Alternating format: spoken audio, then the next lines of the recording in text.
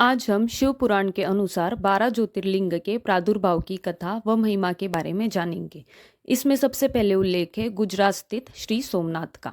प्रजापति दक्ष ने अपनी अश्विनी आदि 27 पुत्रियों का विवाह चंद्रमा के साथ किया। उन सब पत्नियों में जो रोहिणी नाम की पत्नी थी, एकमात्र वही चंद्रमा को जितनी प्रिय थी उतनी दूसरी पत्नी कदापि प्रिय नहीं हुई। इससे दूसरी पत्नियों को दुख हुआ व वे अपने पिता की शरण में गई।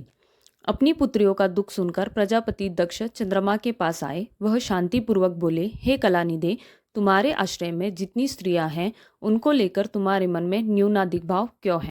अब तक जो हुआ सो हुआ। आगे से ऐसा विषमता पूर्वक बर्ताव तुम्हें नहीं करना चाहिए, क्योंकि उसे नरक देने वाला बताया गया है। अपने दामाद चंद्रमा से ऐसी प्रार्थना करके प्रजापति दक्ष वहां से चले गए, परंतु चंद्रमा ने उनकी बात नहीं मानी। वह रोहिणी के अलावा अन्य किसी पत्नी से आदरपूर्वक व्यवहार नहीं कर रहे थे। यह सब सुनकर प्रजापति दक्ष दुखी हुए। फिर उन्होंने चंद्रमा से कहा कि मैंने तुम्हें पहले भी कई बार प्रार्थना की है, परंतु तुम नहीं माने।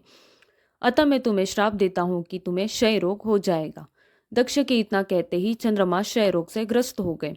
संपूर्ण लोक में हाहाकार मच गया। देवता आदि को इस बात का पता चलते ही वह सब चंद्रमा के साथ ब्रह्मा जी के पास पहुंच गए।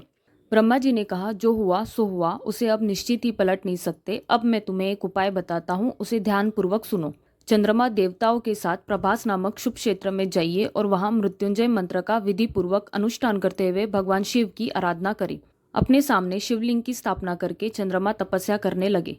यह देखकर वृषभ ध्वज प्रसन्न हुए और भक्त चंद्रमा से बोले कि वर मांगो। चंद्रमा बोले, देव, मेरे क्षय रोग का निवारण कीजिए, मुझसे जो अपराध हुआ है उसे क्षमा कीजिए। तब शिवजी ने चंद्रमा को श्राप मुक्त किया और कहा, चंद्रदेव, एक पक्ष में प्रतिदिन तुम्हारी कला क्षीण हो और दूसरे पक्ष में फिर बढ़े। शिवजी ने चंद्रमा को धीरे धीरे कम होने तथा धीरे धीरे बढ़ने, जैसे कि अमावस्या और पूर्णिमा का वरदान दिया।